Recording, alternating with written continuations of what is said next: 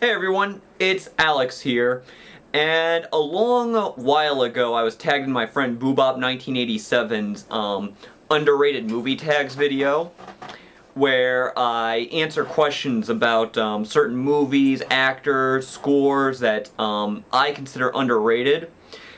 It kind of took me a while to pick some of my answers for these, but I do have the questions and I do have my choices. So without further ado, we'll start off with the top with what movie do I consider most underrated? And for me, I would pick, the movie I would pick would be Stardust. A movie, I remember when that movie came out, I was still in high school, and I remember I wanted to see it so much because I thought it looked kind of like The Princess Bride, but that was back when I was I bring up being in high school because that was kind of when I was still at the mercy of whether or not my family members wanted to see a movie, so I didn't get to see it until years down the road. And I finally did get to see it. I rented it from Netflix, and I was blown away. I love the world that this movie created. I love the performances. You know, it has my man De Niro in it in one of his best performances. The movie's funny, it's imaginative, it has some great fight scenes. The chemistry between Charlie Cox and Claire Danes is unbelievable, and you know, it's funny looking at this movie now that you know, Claire Danes is so successful because of Homeland, and Charlie Cox, who I swear I am not related to, is making waves playing Daredevil. Plus, Michelle Pfeiffer's in it as this great villain. I've read the book and by Neil Gaiman, which I highly recommend as well. And the movie changes a lot of things from the book, but overall the movie is highly satisfying. I see this movie on Netflix Instant a lot, which is kind of moot for me because I own the DVD. But if you have Netflix, I highly recommend checking it out. I mean, I highly recommend checking it out. Just buy the DVD. But if you're a little more cautious and a little more picky about what you buy, then I recommend checking it out on Netflix if you see it, or just checking it out at all. Who do I consider the most underrated character? My pick would be The Rocketeer. The Rocketeer is one of those movies that I grew up watching, and at the time the movie wasn't that big of a hit, but it's kind of catching up because of people like me who did watch it as a kid. And I think it's still a very satisfying movie. I think it's the guy who directed it, Joe Johnston, would later go on to direct Captain America: The First Avenger. And it's kind of funny because you can tell that the two movies were directed by the same person. And that's not a bad thing because, you know, they have similar things that make them good, but they're both different, but they're their own films. And The Rocketeer himself has a lot of the attributes that made Steve Rogers as Captain America such a likable character. He's kind of got that all-American quality to him. You know, he's kind of jokey, but never comes off like he's speaking to a laugh track. You know, you buy this guy as someone who would be a hero and someone who could get the job done, but still be a very likable and friendly character. Who do I consider the most underrated actor? My pick is Steve Buscemi. Okay, I kind of realize that Steve Buscemi's a little borderline because he does have a lot of success, especially since Boardwalk Empire, which I'm sorry to say I haven't watched. I realize that he does have a level of popularity, but I still kind of think he's a very underrated actor because he is just so talented in so many different ways. Believe it or not, the first experience I ever had with him was from watching him as Ellen's dad on The Adventures of Pete and Pete. And he was really funny on that show. He was kind of this milquetoast, all-American dad stereotype, but he was still really good on that show, and he played a lot of weird characters in some Adam Sandler movies, which he was really funny in. He's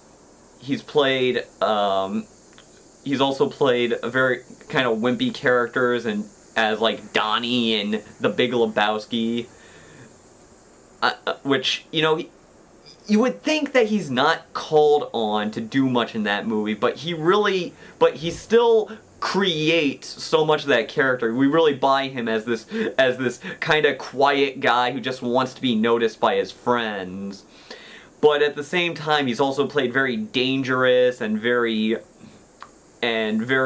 frightening characters, like his character in Fargo, Mr. Pink in Reservoir Dogs. But at the same time, he doesn't play those characters as one note. I mean, someone like Mr. Pink is a very dangerous and pull no punches criminal, but he's also kind of smarmy. He's kind of smarmy. He's still kind of the odd man out of the group, and that's the kind of role that I feel like only Steve Buscemi can do right. And you know, I don't want to hammer this point on because I kind of want to focus on what he does as an actor, but you know, with his work as a firefighter, I do think it's fair to point out that the man's a real-life hero as well, so I'll admit that's a lot of the reason I'm such a big fan. Who do I consider the most underrated actress? My pick is Zooey Deschanel.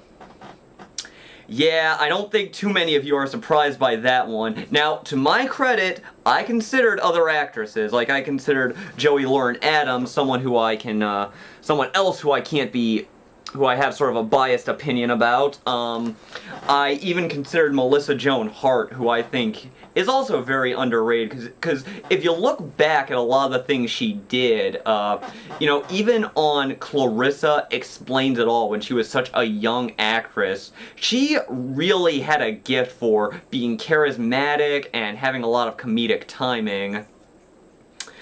But much to the surprise of very few of you, I decided to select Zooey Deschanel in light of some recent heartbreaks in my life.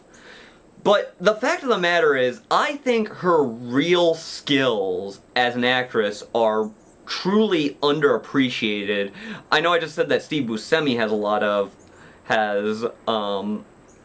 his stock's been rising, but with Zooey, it's one of those things where, you know, ever since New Girl, she's really been successful and really popular, but, you know, a lot of people have this image of her as that goofy, aloof, you know, the stereotypical manic pixie dream girl.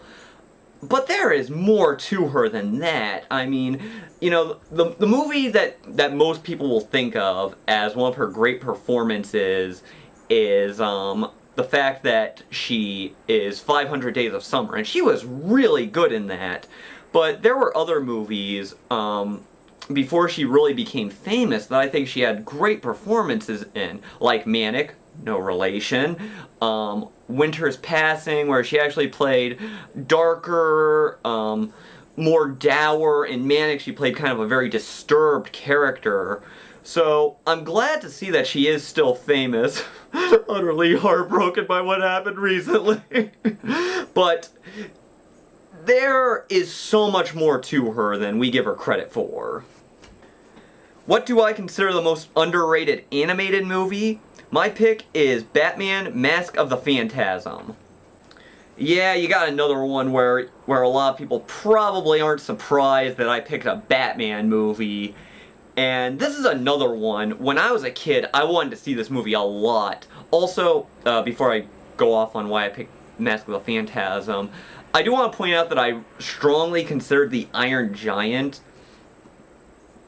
Sorry about that, but as much as I love the Iron Giant, but that movie's popularity is kind of rising, and there's talk of an extended cut. So as much as I love the Iron Giant, I feel like it may be its popularity. It may not need me speaking for it, but with Batman Mask of the Phantasm, that's a movie I wanted to see so much as a kid because I was such a big fan of Batman. I was such a big fan of the animated series, but it really wasn't promoted that well. Like, it wasn't until years later that I found out that the movie even received a theatrical release. I spent years thinking that Batman Mask of the Phantasm was only a direct-to-video movie, when it really did get a theatrical release. But what is there to say about this movie? I mean, it has the cast from the animated series. Yeah, it has Mark Hamill as the Joker, Kevin Conroy as Batman, and I'm such a big fan of those characters. Like, I mean, I think I've made it clear how much I love Heath Ledger as the Joker, Jack Nicholson as the Joker. I've made it clear how much I love Michael Keaton and Christian Bale as Batman. But whenever I read comics, those are the voices that I picture coming from Batman and the Joker. I picture Kevin Conroy being the voice of Batman and Mark Hamill as being the voice of the Joker. And so it's got the same animation from the animated series, which was brilliant.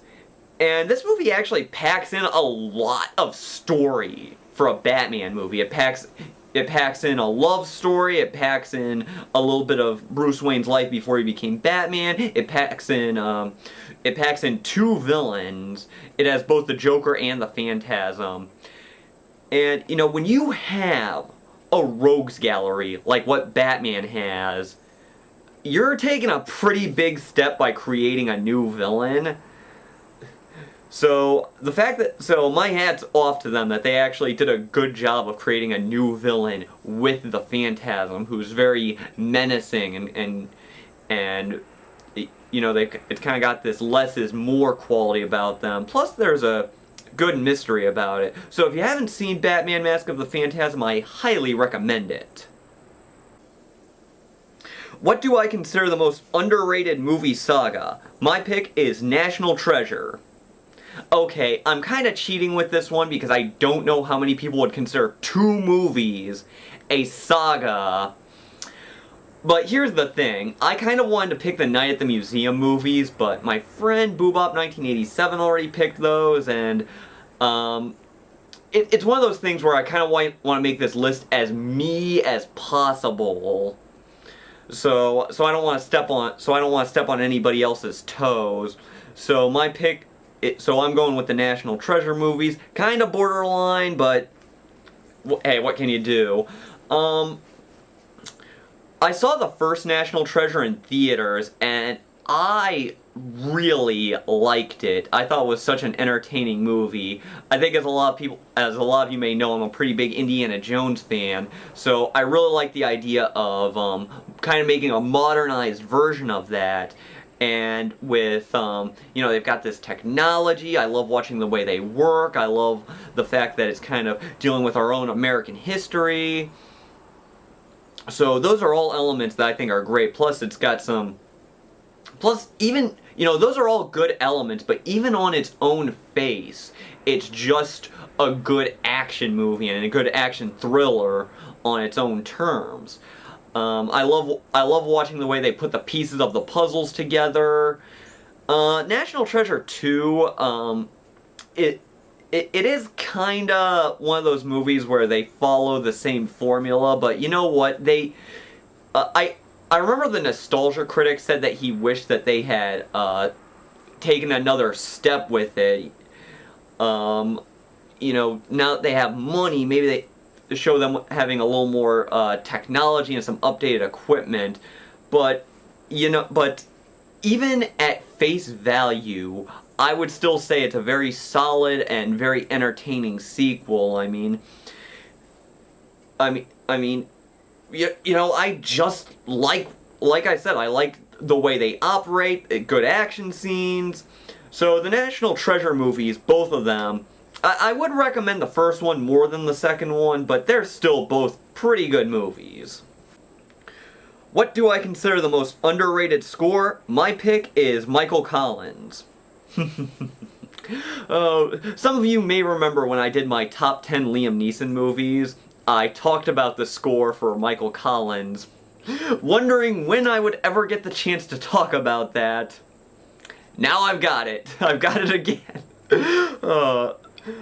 Since I already,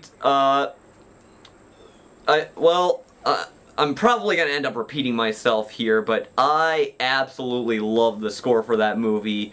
I'm kind of upset because I feel like that movie kind of got shortchanged at that year's Oscars, but they got one thing right. They did nominate that movie for Best Original Score, and I'm trying to remember what else the composer of that movie did, because I don't want to check IMDb while I'm in the middle of a video. I should have done my homework first, because the only other thing I know of offhand is that the same composer also did the music for Batman Forever.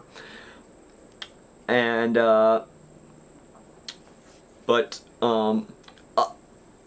I really do like the score from Michael Collins, and like I said in my top 10 Liam Neeson movies video, if I had to pick one, it would be the Funeral score. Great score, absolutely love it.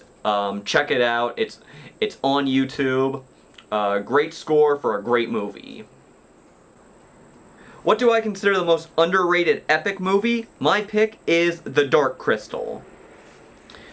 Here's a movie that a lot of people consider an important part of their childhood. I did not see this movie until I was in middle school. Some of you may remember I did a countdown of my top 10 most disturbing childhood movie moments, and I bet if I had seen The Dark Crystal as a kid, I probably would have included something on there. But for me, it's one of those things. The movie I did grow up with was Labyrinth. I saw that as a kid. Still a movie I really like, but for me it's like, I like Labyrinth. Jim Henson made both movies. I'll probably like The Dark Crystal. And I was right. I did like The Dark Crystal. I even like it more than Labyrinth. I love the world that this movie created, and the fact that it's all puppetry really makes it feel like it's like the world is its own thing, its own creation. And there's so much about the mysticism and the world it creates. And I was talking about how I would have included this on my disturbing childhood movie moments. That's one of the things I like about this movie so much. The fact that it came out at a time when a lot of other similar movies were made, like Neverending Story, Secret of Nim, movies that weren't afraid of getting a little dark, movies that didn't talk down to the audience. And that's why I think those movies were so entertaining as kids, but hold up so well even as adults. What do I consider the most underrated Miyazaki movie? My pick is Howl's Moving Castle. The reason I selected Howl's Moving Castle is I often see that is, from what I've gathered, this is widely considered the one Miyazaki movie that people actually dislike. And it's like, really? People dislike this movie? Like, I've seen it, like, Doug Walker said this was the only Miyazaki movie he dislikes. I've seen it. I saw another list where somebody else called it the worst of the best. Now, by my own admission, it's been a while since I've seen this movie, because the only Miyazaki movie I own on DVD is Spirited Away. I wish I owned more, but they're kind of pricey. So, it's been a while since I've watched it, so I can compare it to the others. But I do remember really liking this movie a lot. I love, not to sound like a broken record, but I love the world it created, I love the characters. I hope to get a copy of it sometime in the near future. But I do think it's a great movie, and you know, being a Miyazaki movie, I think it goes without saying that the animation is wonderful. So if you haven't seen it, I recommend it. What actor does the most underrated movies? My pick is Michael J. Fox. Yeah, I think this is I think this is probably the other one that's not going to surprise a lot of my viewers. Michael J. Fox himself once said that being known for Alex P. Keaton and Marty McFly is still a great legacy, and anybody who knows how I feel about those characters and Back to the Future is probably not going to be surprised that I totally agree with this. But at the same time, I think that he's done a lot of other really good movies that I don't think get the appreciation they deserve. You know, I did an entire countdown of my favorite movies from him, and one of the reasons I did it is not just because I'm such a big fan of Michael J. Fox, but because a lot of the movies I talked about were movies that I don't think get enough appreciation, like The American President, Atlantis: The Lost Empire, Casualties of War, Doc Hollywood, all really great movies,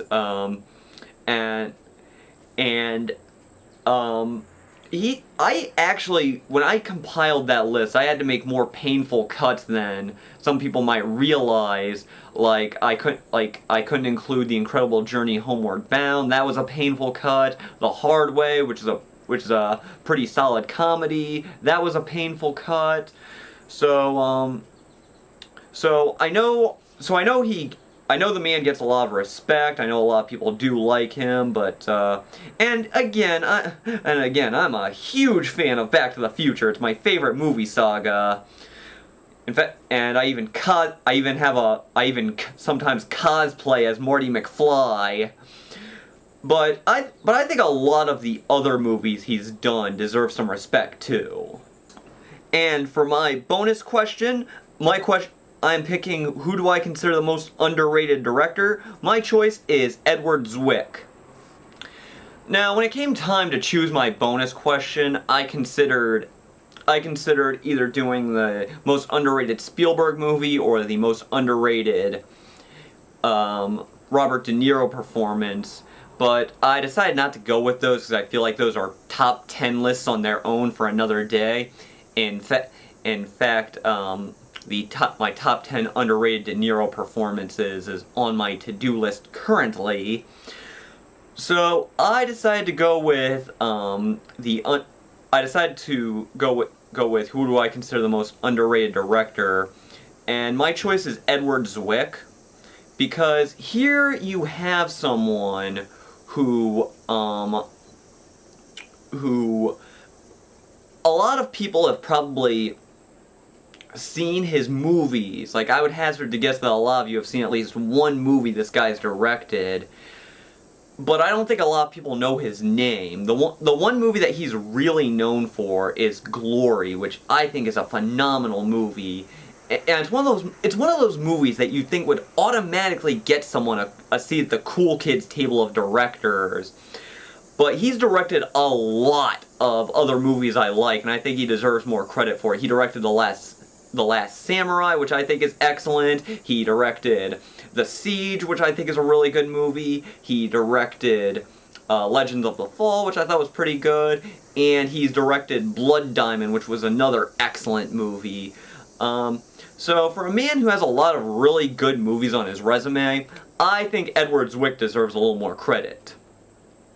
So, those are my picks for the questions, and I included the friends I'm tagging in the description for this. I hope you all enjoyed, and I'm curious for some of your answers.